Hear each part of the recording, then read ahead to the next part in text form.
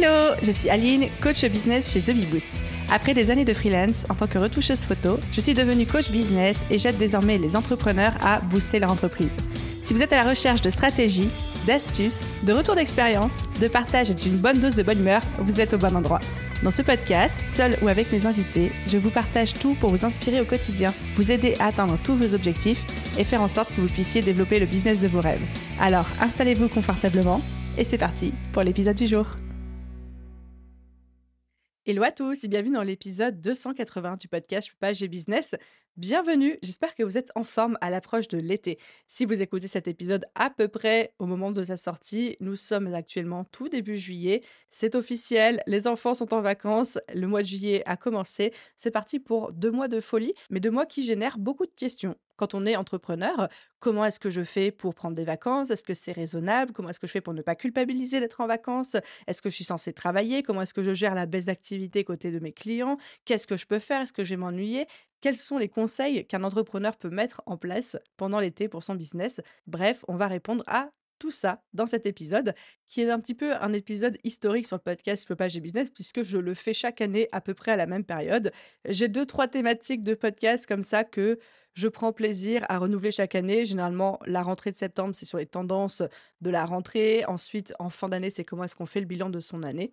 Bref, des thématiques comme ça qu'on aime bien réaborder et mettre à jour peut-être aussi d'épisode en épisode. Trêve de blabla, passons au sujet du jour. Au programme de cet épisode, on va parler des 3 moods qu'il est possible d'adopter quand on est entrepreneur pendant l'été. Comme ça, vous allez pouvoir voir quelles sont vos options et qu'est-ce que vous choisissez. On va parler de la checklist des choses à ne pas oublier si vous avez décidé de couper totalement, comment bien aborder les choses pour ne pas retrouver un business catastrophique à votre retour, que vous ayez une équipe ou pas. Et ensuite, grosse nouveauté dans l'épisode de cette année, il se trouve que moi, Aline Bartoli, je le confesse, j'ai l'impression d'être aux alcooliques anonymes, je le confesse, pour la première fois de ma vie entière, depuis que j'ai commencé à travailler à l'âge de 22 ans, pour la première fois de ma vie entière, j'ai décidé de prendre 3 semaines 100% off au mois d'août. Alors, certains d'entre vous vont taper dans leurs mains parce qu'ils me connaissent, d'autres d'entre vous vont peut-être rigoler. Sachez que il n'y a pas de vacances. Ça n'a pas existé depuis que j'ai commencé à travailler, depuis que je suis à mon compte. Certes, il y a des moments au mois d'août, j'allais chez mes parents ou alors je partais avec des amis, mais j'ai toujours en fait travaillé. Même si c'était 1 heure par jour, 2 heures par jour, j'avais toujours mon ordinateur, toujours mon téléphone avec moi, j'étais toujours un petit peu connectée, toujours en train de checker ce qu'il se passait, d'enregistrer un épisode de podcast ou d'écrire une newsletter. Et en fait, cette année, je suis arrivée, alors je ne sais pas si c'est une bonne ou une mauvaise chose, mais dans un état physique et mental tel que je me suis dit, non, là, j'ai besoin de cutter. Pour la première fois depuis 10 ans d'entrepreneuriat et 6 ans de The Bee Boost, j'ai hâte d'être en vacances. Je ne sais pas si c'est une bonne chose ou une mauvaise chose, mais en tout cas, j'ai hâte. Et du coup, il se trouve que pour préparer ce départ en vacances, j'ai mis en place plein de stratégies, plein de petites choses et que je vais vous partager aussi dans cet épisode sur comment est-ce que je me prépare à abandonner mon business aux mains de mon équipe pendant 3 semaines pour la toute première fois de ma vie. Et je vous ferai aussi certainement un épisode débrief sur comment je l'ai vécu. Est-ce que j'ai survécu? Est-ce que vraiment j'ai résisté à l'envie d'ouvrir mon ordinateur pendant 3 semaines? Ok, c'est parti avec les 3 moods qu'il est possible d'avoir quand on est entrepreneur pendant l'été. En gros, quand vous avez un business et que l'été arrive, vous avez 3 possibilités. C'est pour ça que j'appelle ça 3 moods, mais en gros, c'est 3 possibilités, 3 choix. Le premier choix, c'est de profiter de l'été, prendre des vacances, lever le pied. Le second choix, c'est de profiter de l'été pour accélérer avec votre business. Et le troisième choix, c'est de profiter de l'été pour faire pause, restructurer, solidifier les bases, faire du ménage avant de reprendre pour la rentrée de plus belle. Et en fonction de vous, de vos envies, de votre état actuel physique, émotionnel, mental, etc., de votre industrie aussi, vous allez pouvoir choisir l'une de ces 3 possibilités. Et pour les petits malins du fond qui me demanderaient: «Mais Aline, est-ce qu'on peut tout faire?» La réponse est oui, vous faites ce que vous voulez. On va les creuser un petit peu chacun. Le premier mood qu'il est possible d'adopter, c'est de se dire: «OK, c'est l'été, j'en ai trop besoin, j'en profite pour faire stop, j'en profite pour lever le pied». Alors lever le pied, ça peut être travailler 1 à 2 heures maximum par jour en mode service minimum et ça, c'est peut-être la solution que vous opterez si jamais vous êtes tout seul dans votre business ou alors même de complètement couper pendant 2-3 semaines en se disant: «J'ai trop besoin de faire un break». Ce qui est un petit peu moi, ma situation du moment et la raison pour laquelle aussi j'ai décidé de prendre 3 semaines de vacances 100% off. Donc pour toutes ces personnes qui se diraient: «Oui, non, moi j'ai trop besoin de faire un cut», je vous réponds: «Vous avez raison». La santé mentale et physique d'un entrepreneur est tellement, tellement importante, j'en parle régulièrement, j'essaye de beaucoup sensibiliser aussi par rapport à ça. Le burn-out entrepreneurial est tellement répandu qu'il fait peur. Je n'ai pas de statistiques, je n'ai pas lu d'études, je ne sais même pas si ça existe, mais je serais très intéressée de connaître le pourcentage d'entrepreneurs qui font un burn-out vs le pourcentage de salariés. Ça ne m'étonnerait pas que chez les entrepreneurs, ce chiffre soit beaucoup plus élevé, tout simplement parce qu'on a zéro filet de sécurité. On a zéro garde-fou. Là où dans une entreprise, évidemment qu'il y a des environnements de travail très toxiques avec des personnes qui font des burn-out, etc. Mais quand on est tout seul à son compte, on n'a personne pour nous imposer des horaires de travail. On a personne qui nous impose des vacances. Alors qu'on va pas se mentir, dans le salariat, il y a quand même les vacances qu'on est plus ou moins obligé de prendre chaque année. Si on s'arrête de travailler quand on est entrepreneur, on ne peut pas se reposer sur une équipe, une organisation ou une structure pour compenser le travail qu'on n'arrive pas à fournir. Bref, on doit être tout le temps à fond, au top. Et ça crée un chemin royal, souvent vers le burn-out, pour qui ne sait pas gérer son énergie ou qui essaye de beaucoup trop faire. Donc, encore une fois, si à un moment quelqu'un a ces chiffres de comparaison du taux de burn-out chez l'entrepreneur versus le salarié, je serais très curieuse d'aller voir ça. Tout ça pour dire, la santé mentale et physique, c'est important. Si vous décidez de lever le pied, vous avez raison. Et là, souvent se pose une vraie question qui revient très souvent, même actuellement beaucoup quand je suis avec mes élèves de l'ABSB, quand on est en live, c'est Aline, j'ai à la fois énormément besoin de me reposer, mais j'ai aussi à la fois énormément besoin d'argent, parce que si je ne travaille pas, je vais me retrouver dans une situation financière très compliquée. Comment je fais la part des choses entre le j'ai besoin de repos, mais genre j'ai vraiment besoin de repos, et j'ai besoin d'argent. Et là, évidemment que le sujet est compliqué parce qu'on a 2 besoins fondamentaux de sécurité, de besoins quasi vitaux, en fait, qui s'affrontent. Et là, on se dit: «Bah, comment est-ce que je priorise entre 2 choses qui sont à la fois contradictoires et pourtant toutes les 2 urgentes et importantes?» Ma réponse à ça, c'est prioriser le repos. Souvent, on minimise le bienfait que peuvent avoir seulement 3 jours off ou même seulement une semaine off sur notre créativité, notre bien-être. Donc privilégiez le repos. Si vous êtes dans cette situation de «j'ai besoin d'argent, j'ai besoin de repos», ma question pour vous, c'est est-ce que vous pouvez prendre 4 jours off? Mais on va pas le faire n'importe comment. C'est que si à un moment vous dites: «J'ai trop besoin de repos, c'est vital», prenez 4 jours off minimum. Essayez d'avoir une semaine, mais je sais que parfois une semaine déjà en termes de chiffre d'affaires, ça peut devenir inconfortable, voire même inquiétant pour certains d'entre vous. Prenez le plus longtemps possible, même si c'est que 3 ou 4 jours. Par contre, il faut vraiment que ces 3 ou 4 jours, vous fassiez tout ce qui est en votre pouvoir pour regagner en énergie. C'est-à-dire, d'un point de vue organisationnel, vous vous reposez, vous n'allez pas dépenser, brûler votre énergie dans autre chose. Vous faites attention à votre alimentation, votre hydratation, votre stress, votre sommeil. L'objectif de ces 3 ou 4 jours de repos étant non pas de kiffer, mais vraiment de se régénérer. Et se régénérer demande aussi une hygiène de vie. Et dernière chose, qui n'est pas la plus simple à mettre en place, c'est qu'il est aussi nécessaire de ne pas culpabiliser. Parce que lorsque vous culpabilisez de ne pas travailler, alors que vous êtes en vacances avec un vrai besoin vital, encore une fois physique et mental, de prendre une pause, la culpabilité et le stress que vous vous imposez quelque part vous empêchent en fait de vous ressourcer, ce qui fait que vous culpabilisez, vous ne profitez pas et que quand il faut reprendre, vous avez l'impression que bah, vous avez juste perdu du temps. Donc évidemment, c'est beaucoup plus facile à dire qu'à faire, j'en ai conscience. L'idée, c'est juste pour moi de vous proposer une option et une alternative pour les personnes d'entre vous qui sont tiraillées vraiment entre le «j'ai besoin de repos» et «j'ai besoin d'argent». L'alternative, selon moi, c'est privilégier le repos, même si c'est juste quelques jours. Par contre, reposez-vous bien, reposez-vous correctement et faites ce qu'il faut pour regagner en énergie nécessaire pour ensuite repartir de plus belle et générer l'argent qui vous manque. Donc ça, c'était pour le premier mood de profiter de l'été pour lever le pied. On arrive au second mood où on peut se dire comment est-ce que je peux profiter de l'été pour accélérer avec mon business. Et oui, c'est tout à fait possible. Il y a énormément de personnes que je vois, à qui je parle, qui me disent mais non, mais l'été c'est mort, il n'y a pas de clients, il n'y a personne, on peut rien faire, c'est trop frustrant, moi j'ai de l'énergie, je veux foncer. Et je leur dis mais vas-y, fonce. En fait, vous ne vous en rendez pas compte, mais en été, tous vos concurrents partent en vacances. Tous vos concurrents arrêtent de publier potentiellement sur les réseaux sociaux ou alors se mettent en mode service minimum. Profitez de ce créneau pour prendre de la place. Profitez de ce créneau pour prendre de nouvelles parts de marché si jamais c'est ce dont vous avez envie. Donc le fait qu'il y ait beaucoup moins de monde sur la place publique crée énormément d'opportunités. Et j'entends beaucoup de personnes qui me disent: «Bah, Aline, moi j'ai lancé pendant les vacances un programme de formation en ligne, un nouvel accompagnement et cetera et ça a cartonné parce qu'en fait j'étais tout seul. J'avais un boulevard devant moi». Encore une fois, évidemment, ce que je suis en train de dire est à mettre dans le contexte de votre cible, de votre thématique, de votre industrie, bien évidemment. Mais pourquoi ne pas profiter de l'été pour soit booker des nouveaux clients, prospecter des marchés, soit même si vous êtes vraiment dans une thématique où tous vos clients sont en vacances, par exemple si votre cible c'est les fonctionnaires, on sait que le mois d'août c'est compliqué de les atteindre. Mais dans ce cas-là, profitez-en pour créer un max de contenu, pour prendre de la place sur les réseaux sociaux, pour faire monter votre voix. Parce que beaucoup de personnes se disent oui, la rentrée c'est le meilleur moment pour communiquer, etc. Alors oui, certes, mais comme tout le monde a ce raisonnement-là, ça fait que c'est saturé en fait en termes de messages. Il n'y a pas de solution parfaite entre faut-il plutôt faire ça l'été ou à la rentrée.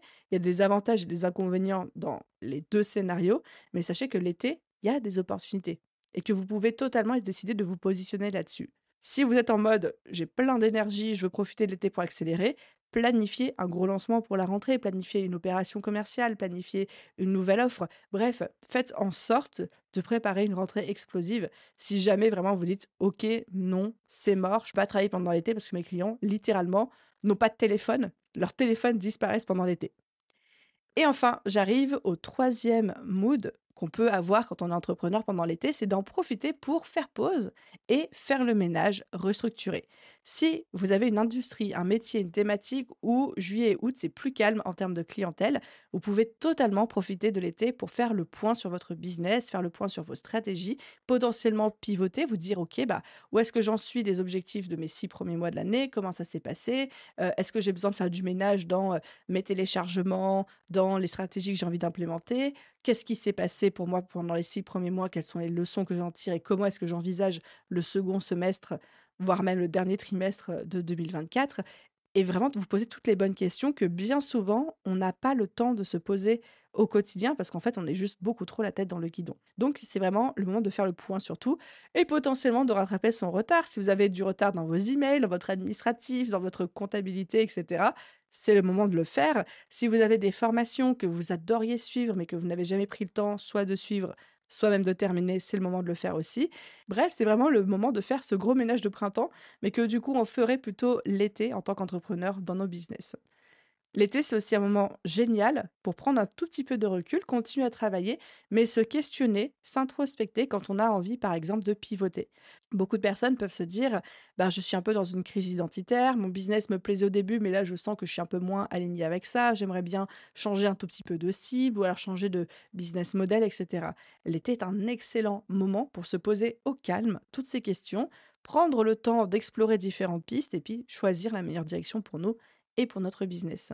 Et donc, avec tout ça, la question pour vous, la question que j'aimerais vous poser, c'est quel est votre mood pour cet été 2024? Est-ce que vous allez lever le pied, comme moi, et prendre un 100% off pour déconnecter un peu? Est-ce que vous allez profiter de l'été pour accélérer, pour vous positionner? Ou est-ce que vous allez profiter de l'été pour faire pause et restructurer? Et évidemment, je vous présente ces 3 moods, mais vous pouvez totalement inventer le vôtre, faire un mix des 3, faire le mois de juillet de l'accélération, le mois d'août, je fais pause. Vous faites comme vous voulez, mais je trouve que juste conscientiser et poser une intention en se disant: «Il va se passer ça sur telle période», quelque part, c'est faire la place pour ça, mais aussi se l'autoriser. Parce que j'ai beaucoup de personnes aussi qui me disent: «Oui, mais moi l'été, je culpabilise de ne pas bosser». Et là, du coup, il y a tout un petit travail d'introspection à faire par rapport à ça et de se dire: qu'est-ce qui fait que tu culpabilises de ne pas bosser? Qu'est-ce qui fait que tu estimes ne pas mériter, ne pas avoir le droit à des vacances? Est-ce que c'est parce que tu n'as pas atteint les objectifs que tu te fixais avec ton business et que du coup tu te punis quelque part consciemment ou inconsciemment en te disant non, tu n'as pas le droit de prendre des vacances et de te reposer tant que tu n'as pas atteint tes objectifs? Est-ce qu'au contraire, c'est parce qu'il y a une peur de perdre ce qui a été mis en place et construit si on n'est pas là pour l'alimenter pendant quelques jours ou quelques semaines? Est-ce que c'est au contraire une peur du vide, une peur du fait d'être désœuvré et de n'avoir rien à faire qui fait qu'on a toujours tendance à s'agiter pour remplir un vide? Et dans ce cas, c'est intéressant d'aller, creuser tout ça. Mais le sujet de la culpabilité est vraiment très présent chez les entrepreneurs et je vais pas vous mentir, chez moi aussi. C'est pour ça que je compatis à 200. OK, je passe à la seconde partie de ce podcast qui, je vous le rappelle, est en 3 parties, hein. C'est bien organisé dans la team Zombie Boost. La seconde partie de cet épisode de podcast, c'est la petite checklist des choses à ne pas oublier si jamais vous décidez de lever le pied pendant les vacances ou alors même de faire une pause, un 100 off, que ce soit pendant quelques jours ou quelques semaines. La première chose, c'est n'oubliez pas de prévenir vos clients. Si à un moment vous voulez prendre un off, il faut penser à les prévenir. Ça peut être un email, ça peut être un message, ça peut être juste dire: «Bah, voilà, le business va tourner un peu à service minimum ou alors je suis off de telle date à telle date pour que vos clients sachent, un, que c'est pas nécessaire de vous contacter pendant cette période-là et qu'ils puissent eux aussi s'organiser de leur côté.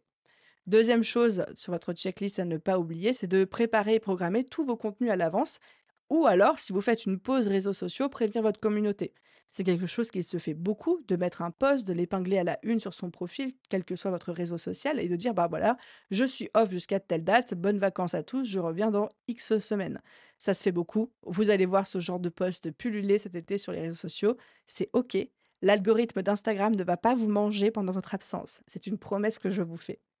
Autre élément de votre checklist à ne pas oublier, c'est la fameuse réponse automatique sur votre boîte mail. Si à un moment vous prévoyez de ne pas consulter votre boîte mail pendant un certain moment, programmez une réponse automatique. Tous les clients d'email aujourd'hui le proposent, qui disent soit je suis absente de telle date à telle date, soit je suis en service minimum, je réponds à mes emails sous 72 heures par exemple, si vous ne voulez relever vos emails que tous les 2 ou 3 jours.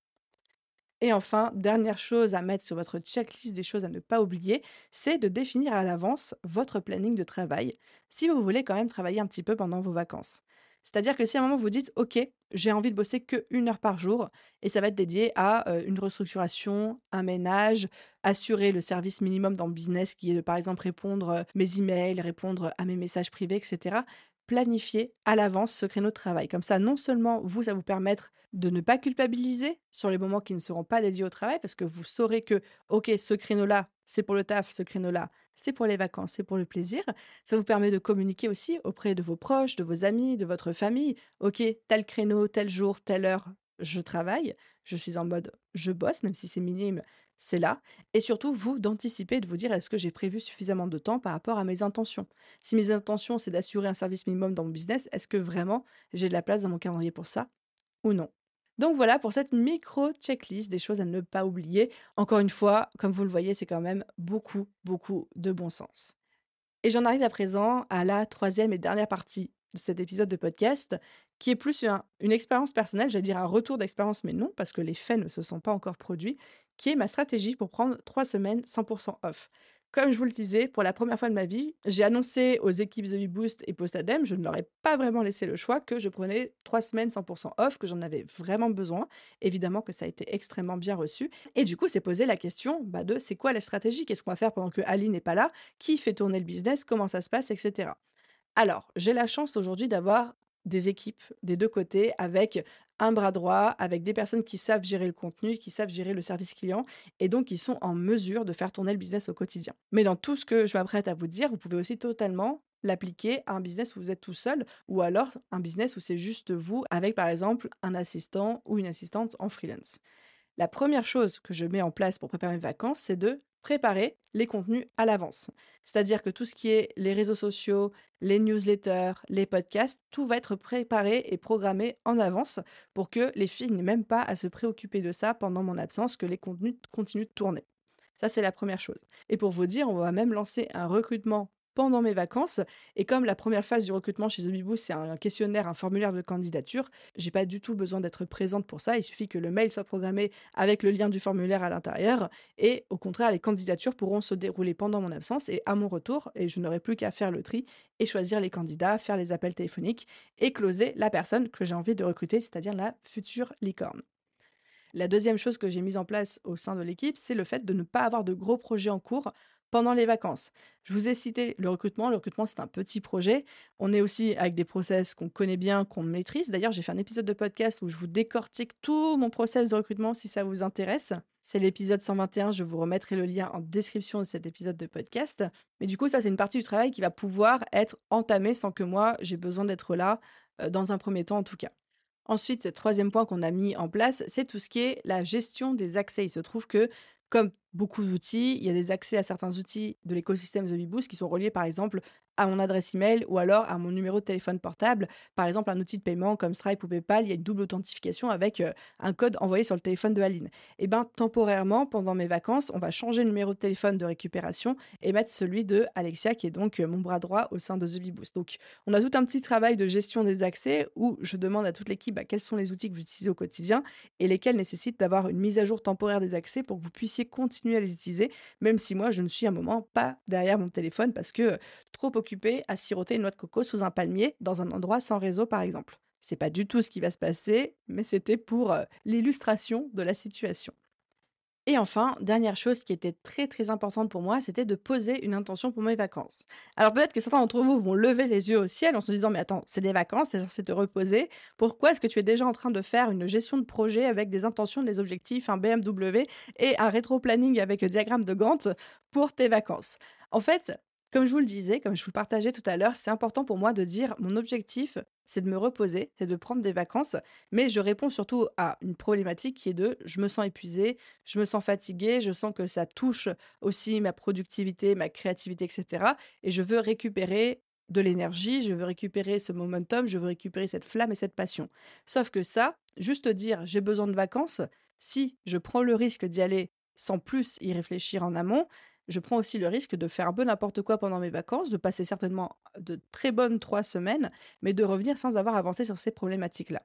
Et donc, je me suis littéralement fixé des intentions pour mes vacances, de dire qu'est-ce que je veux faire ou ne pas faire pendant mes vacances, quelles sont les choses que j'ai envie d'incorporer dans mes journées, dans mes routines et quelles sont les choses que je refuse de faire. Par exemple, ouvrir ma boîte mail pendant les 3 semaines pour atteindre mon objectif qui est de retrouver de l'énergie, revenir reposer, reconnecter à ma créativité, ma productivité et pouvoir donner un nouvel élan, ouvrir un nouveau chapitre avec The Bee Boost et avec Postadem. Et du coup, j'ai vraiment réfléchi de manière intentionnelle à qu'est-ce que je veux pour mes vacances et comment est-ce que je souhaite y arriver. Et donc, j'ai fait un petit projet, comme n'importe quel projet qu'on a en business, avec, OK, bah du coup, il va falloir que je fasse le tri dans mon Notion, je fasse le tri dans mes emails, je me pose pendant, par exemple, 3 heures en deep work, sans aucune connexion, pour réfléchir à quels sont les futurs projets, quelle est ma vision pour les entreprises, que je me prenne le temps de resuivre telle formation que j'ai achetée peut-être il y a 6 ou 7 ans et que je retravaille sur toute la partie objectif, ambition, etc. Et je me suis fait une petite to-do list de tâches, mais uniquement des tâches qui me donnent envie,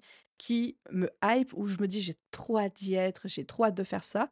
Alors, je fais partie de ces personnes complètement psychopathes qui ont hâte d'avoir le temps de ranger leur espace Notion et qui ont hâte d'avoir le temps de faire le tri dans les captures d'écran de leur téléphone portable, par exemple. Ça fait partie de ma personnalité, on va dire ça. Mais en tout cas, voilà, fixer une intention pour ces vacances. Et ensuite, dernière petite chose, dernière petite astuce, je me suis donc construit un micro-planning très light, hein. C'est-à-dire que première semaine, il faut que je fasse ça, ça, ça. Seconde semaine, il faut que je fasse ça, ça, ça. Je ne suis pas allée jusqu'à poser des créneaux horaires sur mon agenda de dire je vais trier mon Notion le mardi 6 août de telle heure à telle heure. C'est pas du tout ça qui va se passer.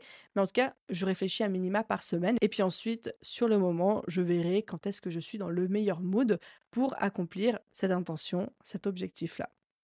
Voilà les amis, un petit peu tout ce que je pouvais vous dire sur comment gérer les vacances d'été quand on est entrepreneur.